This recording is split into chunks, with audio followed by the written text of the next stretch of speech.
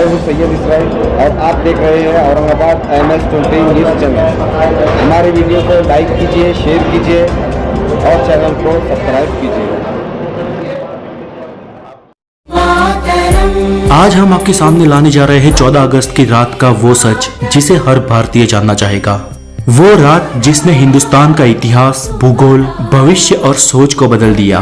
वो रात थी आजादी की रात। दिल्ली में 14 अगस्त की शाम से ही जोरदार बारिश हो रही थी।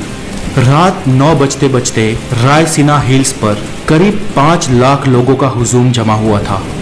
बारिश अब भी जारी थी। रात को करीब 10 बजे सरदार पटेल, जवाहरलाल नेहरू, डॉक्टर राजेंद्र प्रसाद और माउंटबेटन वाइसरॉय हाउस पहुंचे। 14 अगस्त 1947 की रात 12 बजने में कुछ ही मिनट बाकी थे।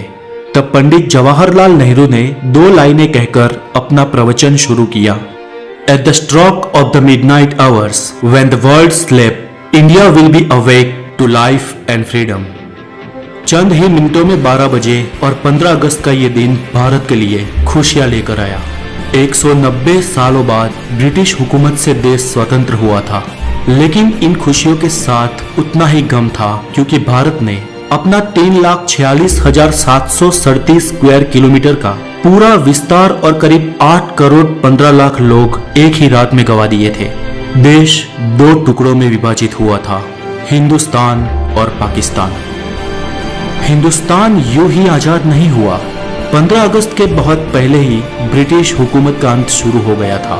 महात्मा गांधी के जन आंदोलन से देश में नई क्रांति की शुरुआत हुई थी, तो एक और सुभाष चंद्र बोस की आजाद हिंद फौज ने अंग्रेजों का जीना दुश्वार कर रखा था।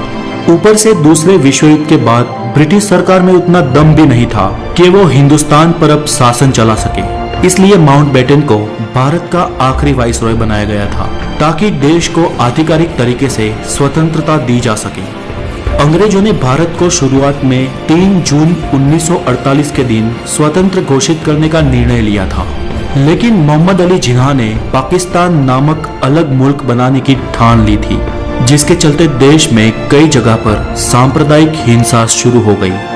बिगड़ती परिस्थिति को देख अंग्रेज भारत को हो सके इतना जल्दी स्वतंत्र राष्ट्र घोषित कर देना चाहते थे, क्योंकि अंग्रेजों को भी भारत को आखिरकार एक टुकड़े में नहीं लेकिन 2 टुकड़े में विभाजित करना था।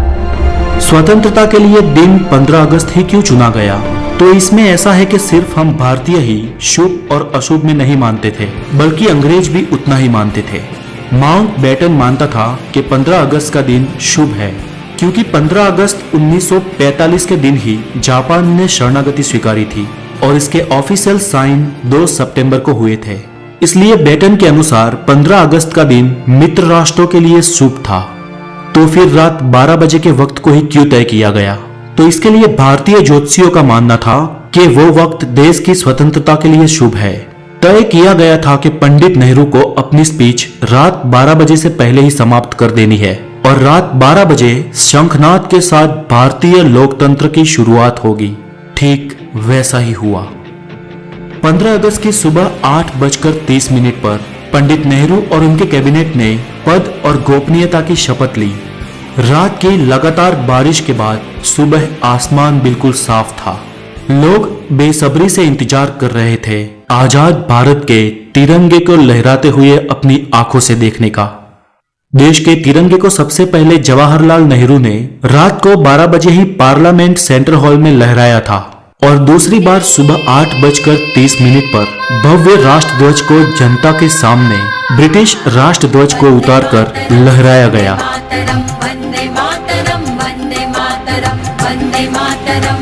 देशवासियों की आंखों में खुशी के आंसू थे।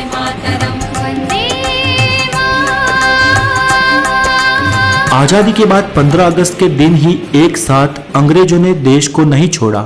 आजाद भारत के कुछ आला अफसर भी कुछ समय तक अंग्रेज ही रहे। 1500 ब्रिटिश सैनिकों की पहली टीम 17 अगस्त 1947 के दिन अपने देश रवाना हुई, तो आखिरी टीम 27 अगस्त 1948 के दिन निकली।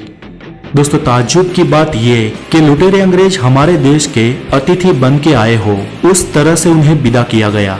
उनकी आखिरी फौज ने जब मुंबई के बंदरगाह से विदाई ली, तब जॉर्ज पंचम को विदाई देने वाला गीत बैंड बाजा के साथ बजाया गया। आजादी से 190 साल पहले भी अमीर चंद और मीर जाफर ने रॉबर्ट क्लाइव का ऐसे ही सम्मान के साथ स्वागत किया था। और फिर क्या हुआ? प्लासी का युद्ध और 190 साल की परतंत्रता।